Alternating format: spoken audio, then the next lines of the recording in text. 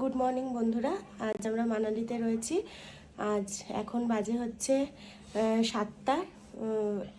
আজকে আমাদের সিংকুলা পাসে যাওয়ার প্ল্যানিং রয়েছে, কিন্তু জানি না কতদূর যেতে পারবো। তোমরা দেখতে থাকো যে কতদূর গিয়ে পৌঁছাই। কালকে রাতে স্নোফল হয়েছে, তো আমরা তাড়াতাড়ি বেরোনোর চেষ্টা করছি, যাতে আবার মানে রোদ উঠে গেলে, ব্ল্যাক আইস হয়ে গেলে 4x4 গাড়িও অ্যালাউ করবে না। হ্যাঁ, তো সাথে থাকো। সকালবেলা মানালির ভিউটা দেখো বন্ধুরা, স্নো ক্যাপ মাউন্টেন।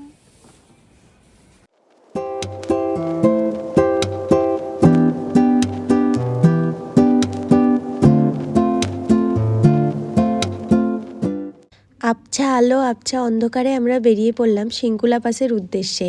সামনে গাড়িগুলোর হেডলাইটগুলো দেখলেই বুঝতে পারবেন যে আলোর ইয়েতে সব হলুদ রঙের পুরো লাইটগুলো জ্বলছে। আর চারিদিকে মানালির স্নো ক্যাপ মাউন্টেন, বাঁদিকে বিপাশা নদী, সব কিছুকে নিয়ে আমাদের যাত্রা খুব সুন্দরভাবে আরম্ভ হয়েছে।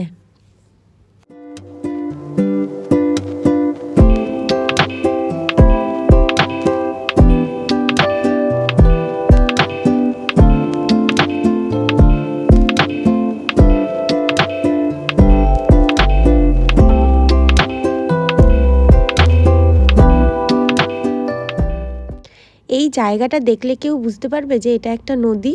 এটাই হলো বিপাশা নদী। এখন জল একদম নেই। আমরা যখন ফিরছিলাম সিংকুলা বাস থেকে, তখন এর উপরে সেই হট এয়ার বেলুন দেখছিলাম যে বসেছে।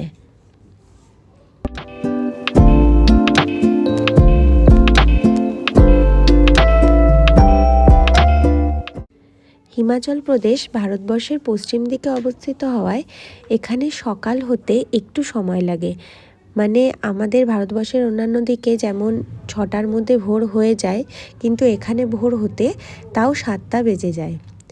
তো আমরা যখন বেরিয়েছিলাম সেই সময় রাস্তাঘাটে সেরকম একজন লোক ছিল না। আসলে ওখানে সকালটাই তো 7টার পরে হয়, তাই তারা কাজকর্মও শুরু করে একটু দেরি করে। হ্যাঁ, তো আমরা যখন একদম টাইমে 7টার মধ্যে, 7টা সাড়ে 7টার মধ্যে স্পটে এসে পৌঁছালাম, তখন ড্রাইভার মানে আমাদের দেখে অবাক হয়ে গেছেন যে আপনারা আসলেন কি করে এত তাড়াতাড়ি এখানে।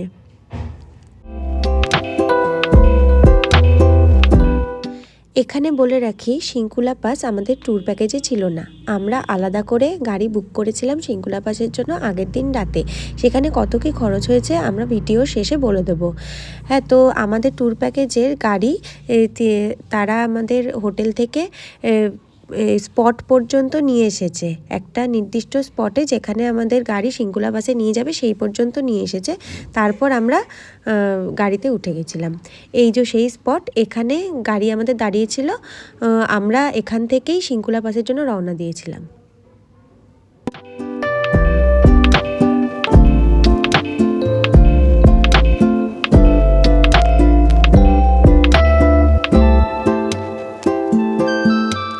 সিংকুলার জন্য বেরিয়ে পড়েছি। আমাদের 4x4 গাড়ি হচ্ছে সুজুকি জিমনি। হ্যাঁ, তো আমরা 4 জন রয়েছি। সামনে দাদা বসে আছে। তো সিংকুলা টপে যাব সেরকমই একটা ইচ্ছা নিয়ে এসেছি। এবার প্রকৃতির খেলা, জানি না কী হবে, কতটা কি চেষ্টা তো করছি। হ্যাঁ, তবে গাড়িতে কত কি খরচ হলো না হলো সমস্ত কিছু বলে দেবো।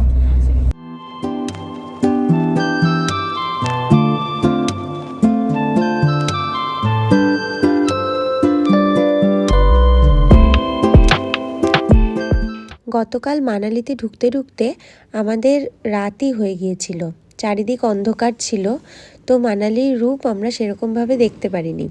আজকে সকালে মানালির এত সুন্দর রূপ দেখে আমাদের পথ যে কখন কেটে গেছে, আর মানে পথ যে কত এগিয়ে চলেছে, সময় কেটে যাচ্ছে, আমরা কেউ কিচ্ছু বুঝতে পারছি না। আমরা শুধু এনজয় করছি, পুরো রাস্তাটা আমরা এনজয় করেছি। এমন সুন্দর দৃশ্য আমাদেরকে বারংবার মুগ্ধ করছে। যতবার আমরা যত পথ এগোচ্ছি, যত বাঁক যাচ্ছে, যেন প্রকৃতি একটা কি বলবো যে পুরস্কারের মতো সারপ্রাইজ আমাদের সামনে এনে দাঁড়িয়ে পড়ছে, যে এখানেও অনেক সুন্দর দৃশ্য আছে, ওখানেও অনেক সুন্দর দৃশ্য আছে, কত দেখবো। মানে আমাদের অসাধারণ লাগছিল এই জার্নি।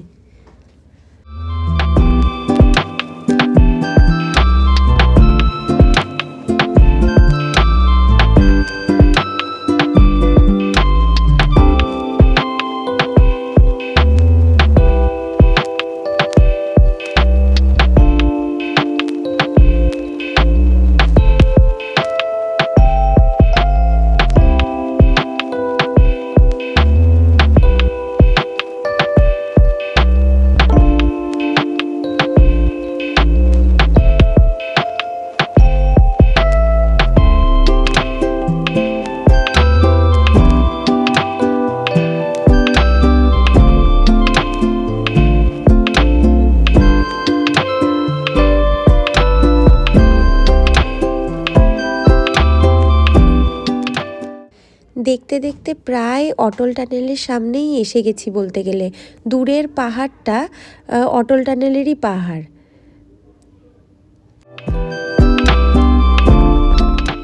আজ বঙ্কিমচন্দ্র চট্টোপাধ্যায়কে খুব মনে পড়ছে। তার লেখা কপালকুণ্ডলা উপন্যাসের প্রথম পরিচ্ছেদে সাগর সঙ্গমে নবকুমার বলেছিলেন, আহা কি দেখিলাম, জন্ম জন্মান্তরেও ভুলিব না। আমারও সেই অবস্থাই হয়েছে। এই দৃশ্য যেন চোখ থেকে মোছা যায় না।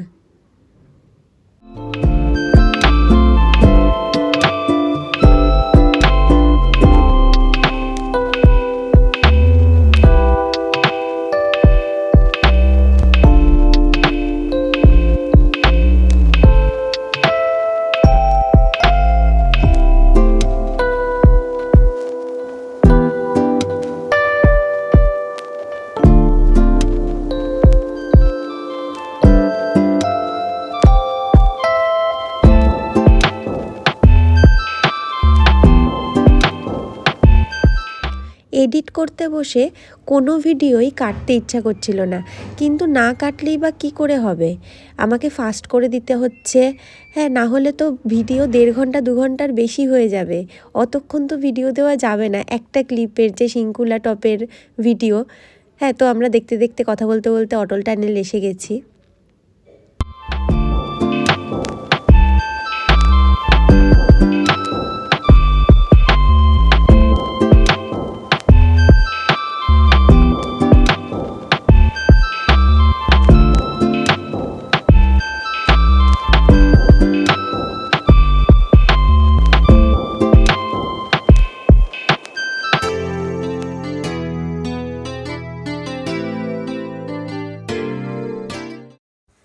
না, আমার মুখে আর কোনো ভাষা নেই। আমি শুধু চোখ দিয়ে অনুভব করছি জায়গাটাকে। হ্যাঁ, এটাই আমাদের ভারতবর্ষ। এটা ভারতবর্ষের হিমাচল প্রদেশ। এখানে তপ্ত মরুভূমি যেমন আছে, তেমন বরফে ঢাকা পাহাড়ও আছে।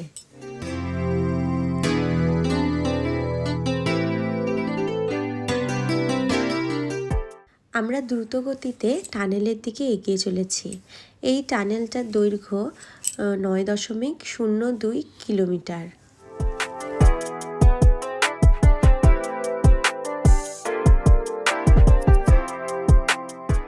এখানে স্পিড লিমিট 40 কিলোমিটার, আর ওভারটেক করা যাবে না। আর এই টানেলে SOS রয়েছে।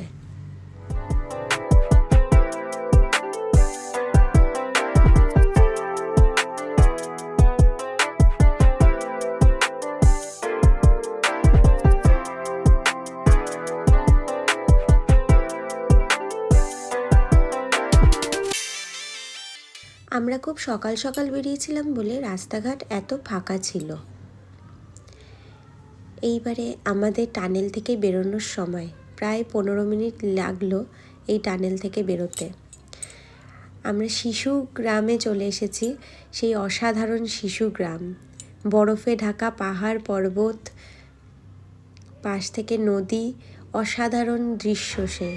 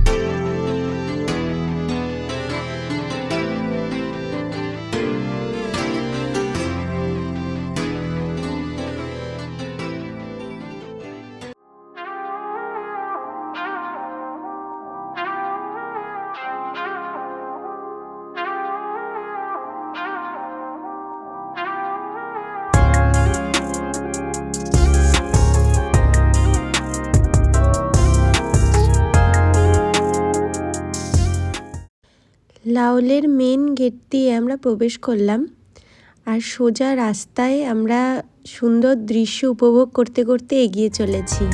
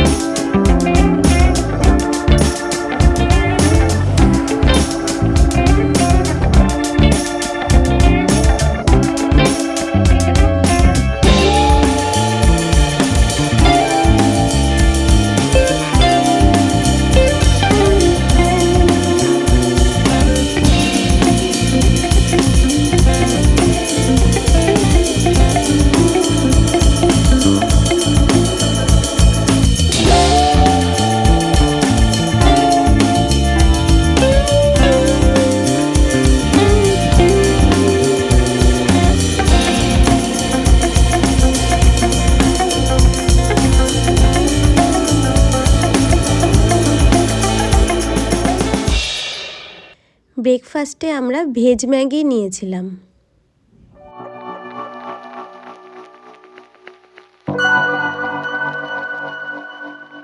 ব্রেকফাস্ট সেরে আমরা বেরিয়ে পড়লাম শৃঙ্খলাবাসের দিকে। এখান থেকে আমাদের প্রায় 2 ঘন্টার মতো সময় লেগেছিল পৌঁছাতে।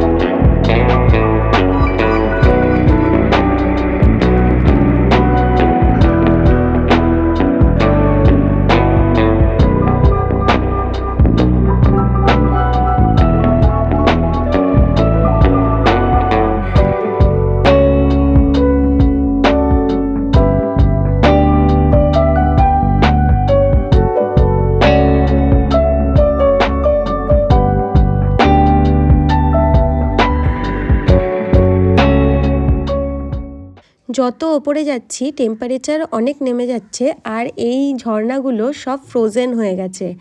এই ফ্রোজেন ঝর্ণাগুলো দেখতে দারুণ লাগছিল।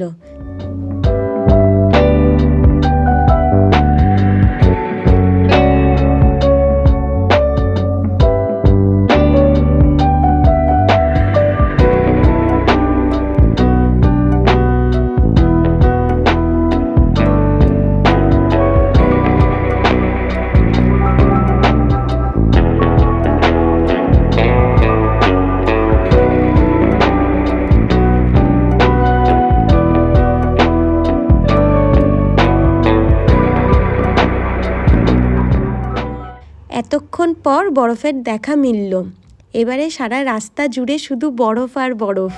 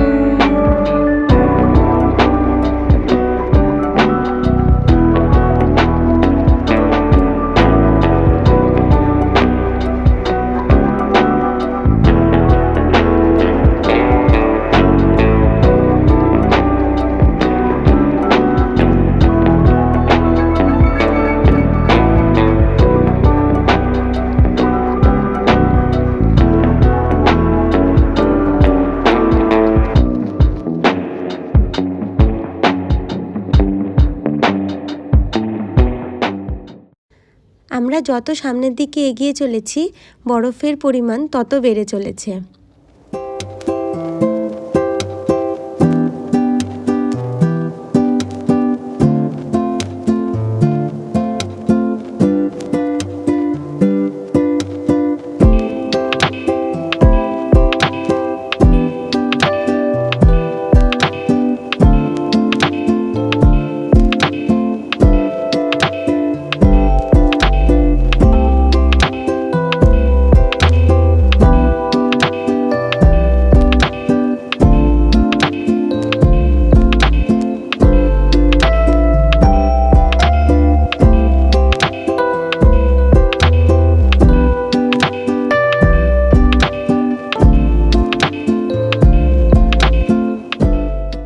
রাস্তার দুধারে বরফ আর মাঝখান থেকে আমাদের গাড়ি এগিয়ে চলেছে। এই সব দৃশ্য দেখার জন্যই তো মানালিতে আসা।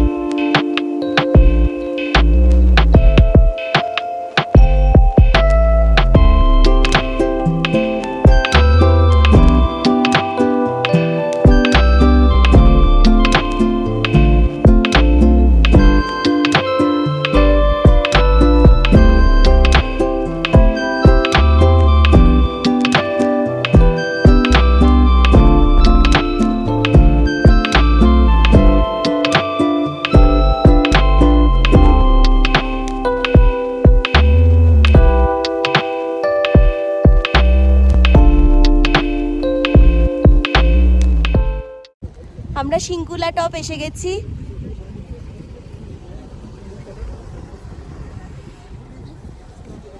এই যে চারিদিকের ভিউ, আকাশ আর পাহাড় পর্বত সব এক হয়ে গেছে সাদা হয়ে।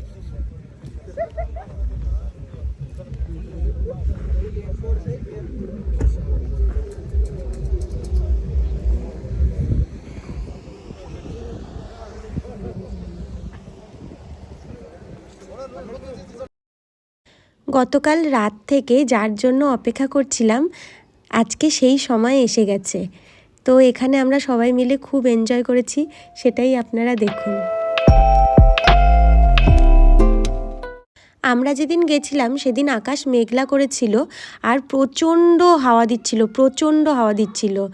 আর এখানে স্লিপারের জন্য সবাই পড়ে যাচ্ছিল, আর অক্সিজেন সিলিন্ডার আমরা ক্যারি করেছিলাম।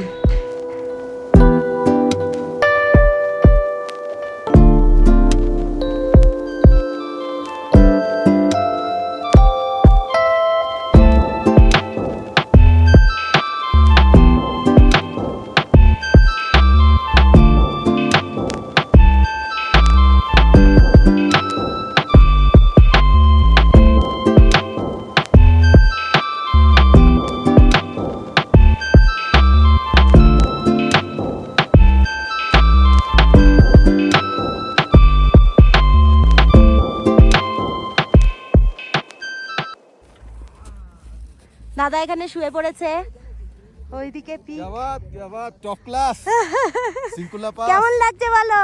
Shinkula pass top class.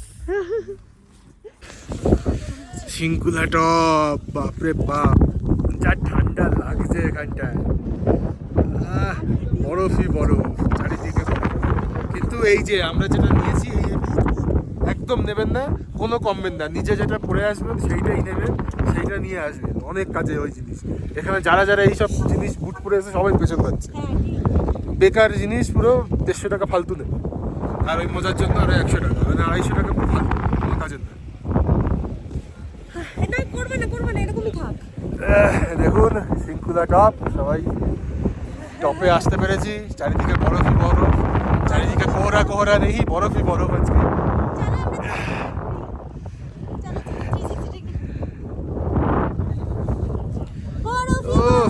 যা ঠান্ডা হাওয়া দিচ্ছে, কাটা পড়ছে, কাটা হাত জ্বলে গেছে আমার পুরো। স্টোন চিপে স্নো।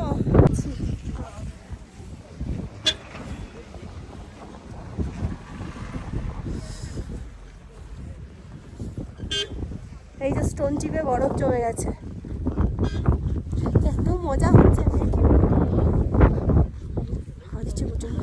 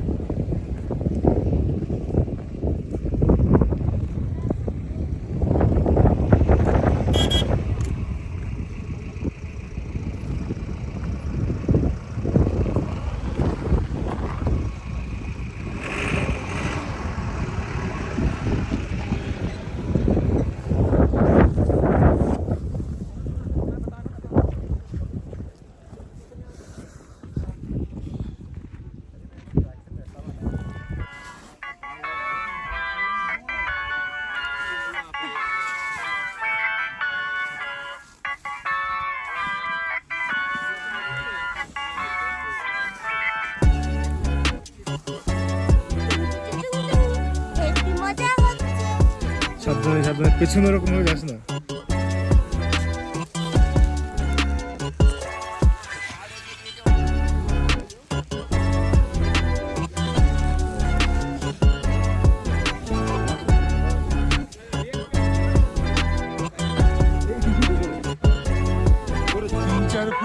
বরফ, মানে পা ডেবে যাচ্ছে নিচে, একদম হুশ করে বরফে পা দিয়ে চলে যাচ্ছে। না ছাড়ো ছাড়ো ছাড়ো।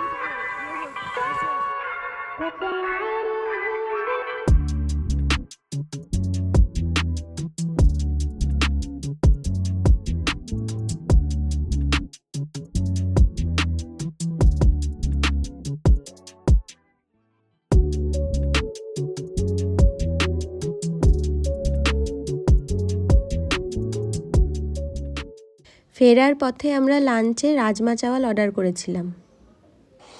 শিঙ্কুলাবাস থেকে আমরা বিকেলের মধ্যে ফিরে গেছিলাম। তারপর কিছুক্ষণ রেস্ট নিয়ে সন্ধ্যাবেলা আমরা মানালি মেলে বেরিয়ে পড়েছিলাম। এখানে এই ছোটো ছোটো মিষ্টিগুলো আমরা খাচ্ছিলাম, বেশ ভালোই লেগেছে খেতে। ওই দিন সন্ধ্যাবেলা আমরা মানালি মেল থেকে যা খেয়েছিলাম তার মধ্যে আমার সবথেকে ভালো লেগেছে রাবড়ি জিলেপি। এইটা দারুণ টেস্টি খেতে, আপনারা যখনই যাবেন অবশ্যই এটা ট্রাই করবেন।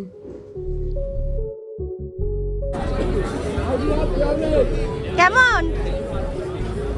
এটা ভালো হয়েছে। ভালো লাগে দাদা? দাদা খাও। রাবড়ি আর জিলিপি একসাথে।